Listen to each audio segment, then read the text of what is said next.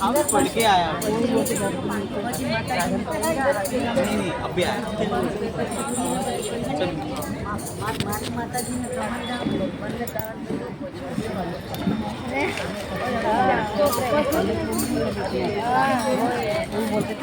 फटाफट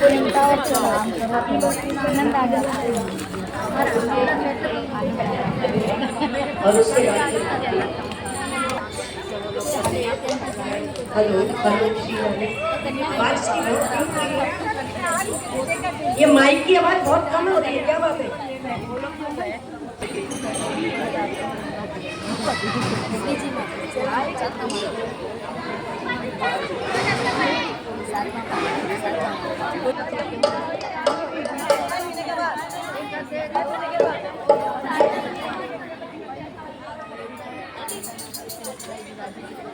नहीं वो तो नहीं करने मुझे 2 मिनट है, ज़्यादा देर नहीं।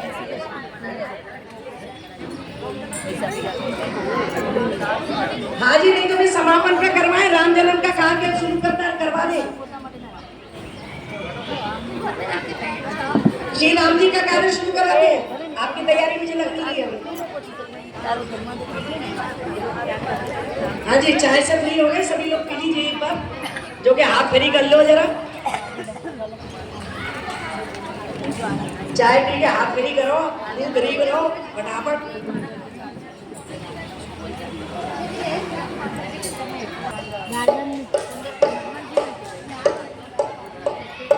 अत्याचार बढ़ गया, ध्यान से सुन लीजिए भैया, ये राम जी की कथा है, तो हमारी आपकी सासों की पंचायत नहीं है। बहुत ध्यान से सुनिए। अगर राम जन्म में आए तो अपने बच्चे के बर्थडे में कैसे हैप्पी बर्थडे करते हैं, चुप हो आप, चुप हो बोलते होंगे, बस यहाँ भी शांति बनाए रखो। कैसे अत्याचार बढ़ गया, सारे देवता ब्रह्मा जी के पास गए, इसमें काम धेनु भी गई। जब सहन नहीं हुआ, भूमि का भार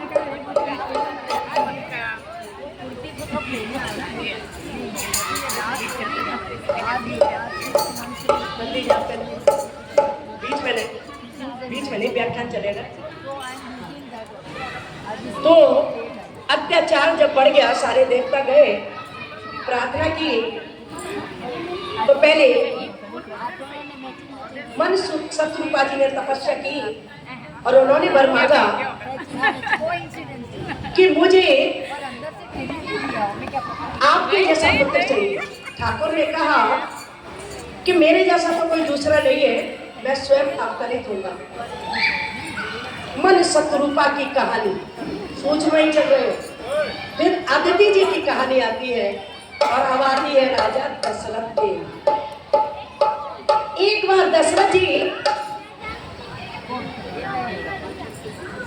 अपना मुखारविंद देख रहे थे, तो बालों में सफेदी की गई, तभी विचार बना लिया मम्मी और कोई उनके संतान नहीं है। 60,000 वर्ष व्यतीत हो गए, कन्या तो थी।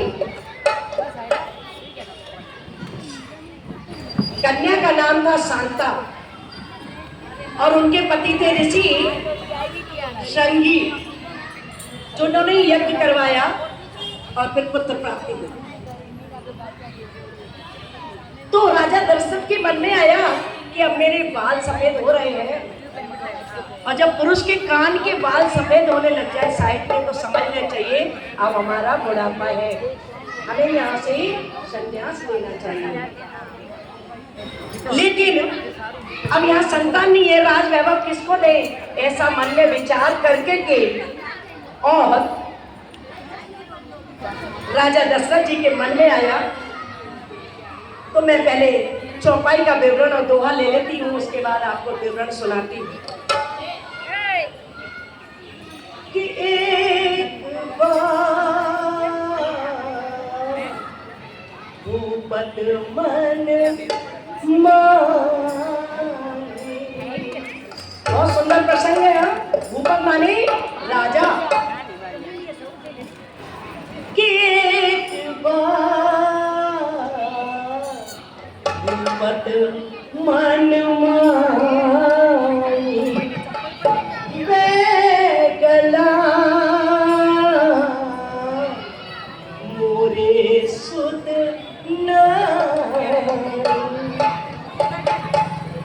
एक बार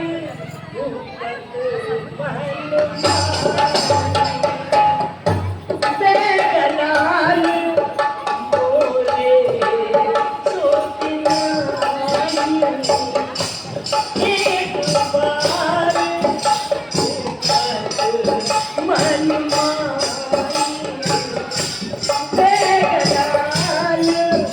भैया आवाज कम करिए, बहुत सुंदर प्रसंग चल रहा है और आप तो मुखिया है यहाँ के, तो आपके तो अभी शुद्ध पैदा होने वाले हैं, राम जन्म होने वाला है आपके यहाँ।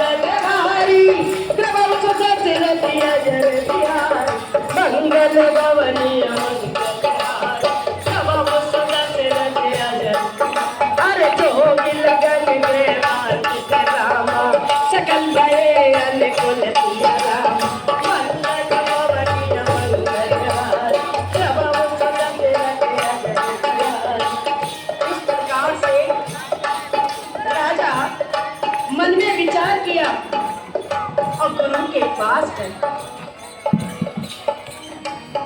तब सिंह ने कहा, और जब मन भटक जाए ना तो गुरु की शरण में ही पहुंच जाना चाहिए। वहां जाके जो आपको मार्गदर्शन होगा वो यहाँ तो क्या वहां तक का कल्याण करेगा। ऐसा राजा के मन में विचार आया और जैसे ही मन विचार बनाया गए गुरु के पास। गुरु ने कहा,